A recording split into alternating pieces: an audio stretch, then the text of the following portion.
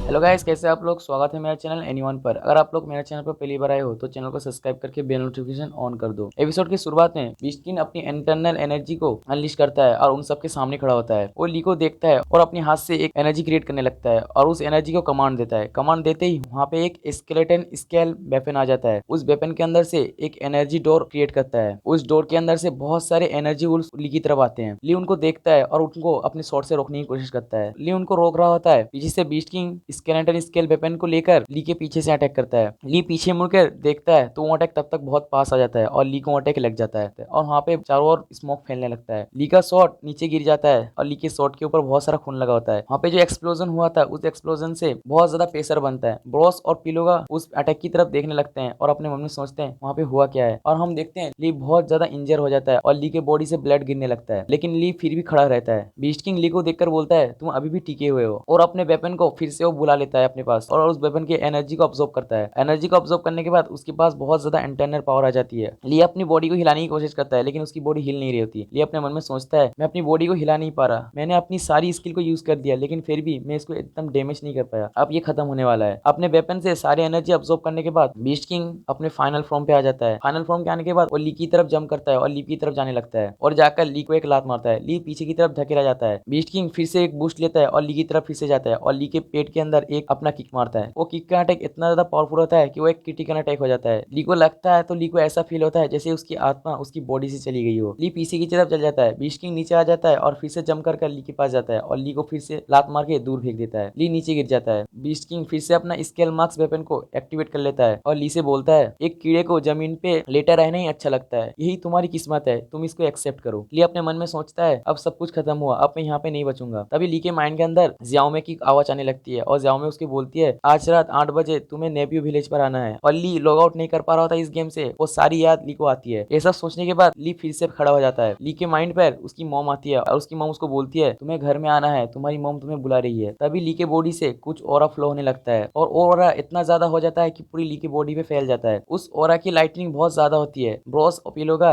उस ऑरा की तरफ देखने की कोशिश करते हैं। तभी उस ऑरा के अंदर से ग्रैंडपा ओबरे ने जो ली को शॉट दिए होते हैं वो शॉट अपनी एवोल्यूशन मोड पर आ जाता है और पूरी तरीके से चेंज हो जाता है। लिस्ट किंग ली की तरफ देखता है और बोलता है ये क्या हुआ, और हम देखते हैं ली की पर्सनालिटी पूरी तरीके से चेंज हो जाती है। ली के चारों ओर से व्हाइट कलर का ऑरा निकलता है और ली का हेयर का कलर भी व्हाइट हो जाता है। ली का एक आई येलो होता है और एक आई व्हाइट कलर का होता है, लेकिन ली अपनी बॉडी को मूव नहीं कर रहा होता है। तभी हम ली के माइंड के अंदर देखते हैं। ली के माइंड के अंदर एक आवाज आती है और ली को बोलता है जाग जाओ। ली जाग जाता है और अपने आसपास के एरिया को देखने लगता है। ली अपने मन में सोचता है मैं कहाँ पे हूँ, मुझे पता है मैं बीस्ट किंग के साथ बैटल में था लेकिन अभी मैं कहाँ पे हूँ। ली अपने चारों ओर देखता है और बोलता है ये जगह कौन सी है, और अपनी बॉडी को देखकर बोलता है मुझे क्लियरली पता है कि मैं मर चुका था। तभी ली के ऊपर से आवाज आती है तुम मरे नहीं हो। ली उस आवाज की तरफ देखता है तो वहाँ पे एक अंकल होते हैं। अंकल ली का नाम पुकार कर ली को बुलाते हैं। ली शॉक होते हुए उस अंकल की तरफ देखते हैं और अब बोलता है आपको कैसे पता मेरा नाम, आप एग्जैक्टली हो कौन। वो अंकल ली को बोलते हैं ये इतना ज्यादा इंपॉर्टेंट नहीं है कि मैं कौन हूँ, इनफैक्ट मेरी जब आंख खुली तब मैं पहले से ही यहाँ पे था, मुझे ये नहीं पता मैं यहाँ पे कब से हूँ, शायद 1000 साल नहीं 10,000 साल या शायद उससे भी कहीं ज्यादा, मुझे नहीं पता। जो सुनने के बाद ली बोलता है इसका क्या मतलब हुआ। अंकल फिर से बोलते हैं फिर भी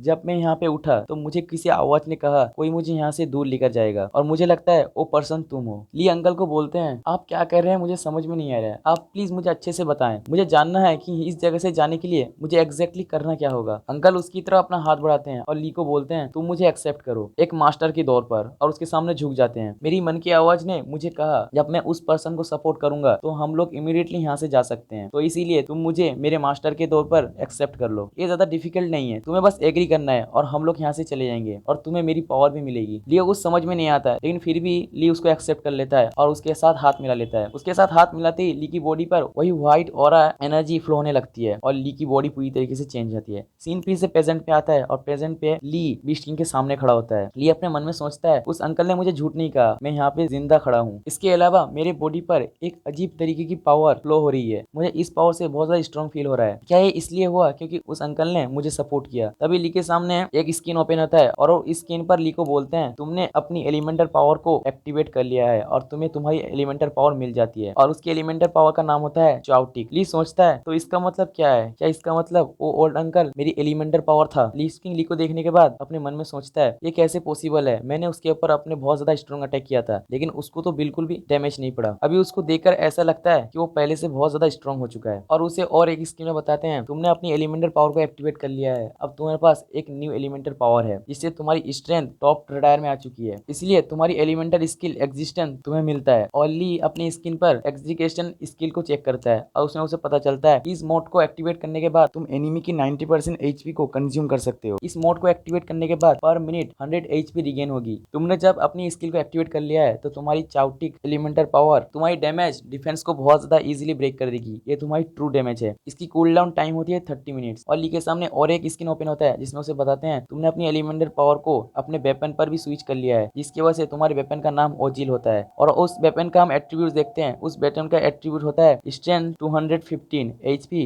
115, एडुरेंस 100, इंटेलिजेंस 30। ली स्किन को देखने के बाद अपने शॉट को देखकर बोलता है तो इसका मतलब ग्रैंडपा ऑब्रे की शॉट को एक्टिवेट करने के लिए एक प्योर एलिमेंटल रिक्वायरमेंट की जरूरत थी। मुझे लगता है आज से पहले कभी भी इस शॉट को रिक्वायरमेंट एलिमेंटर से एक्टिवेट नहीं किया गया, शायद ये पहली बार है इसलिए मुझे ये मिली। और अपनी शॉट को लेकर बीस्ट किंग की तरफ देखता है और बोलता है अब अगर मैंने अपनी एलिमेंटल पावर से इस शॉट को एक्टिवेट कर लिया है तो ग्रैंडपा ऑब्रे की शॉट भी मेरी हो जाएगी। पहले मेरी काउंटर अटैक उतना था हाई नहीं था लेकिन अब मेरी काउंटर अटैक और वो बीस्ट किंग की तरफ जाता है अटैक करने। बीस्ट किंग अपनी स्केलेटन स्केल वेपन को लेकर सामने करता है और बोलता है एक कीड़ों की हिम्मत कैसी हुई मुझे चैलेंज करने की, तुम्हें लगता है तुम मेरे लेवल के हो। ली आकर बीस्ट किंग के वेपन के ऊपर मारता है। बीस्ट किंग का एक वेपन टूट जाता है। ली अपने वेपन को स्केच करता है जिससे वहाँ पे एक एक्सप्लोजन होता है और वहाँ पे चारों ओर धुआं फैल जाता है। उस धुआं के अंदर से बीस्ट किंग अपना और एक वेपन लेकर ली के ऊपर अटैक करता है और अपने मन में सोचता है ये पॉसिबल नहीं है एक कीड़े मुझे डिफीट कर सको, मैं तुम्हें यहीं पे मारकर रेस्ट इन पीस कर दूंगा। बीस्ट किंग ली के पास आता है तो ली अपने एलिमेंटल स्लैश का यूज करके बीस्ट किंग के ऊपर बहुत ही कम समय में बहुत ज्यादा शॉर्ट ब्लाइंडिंग अटैक कर देता है।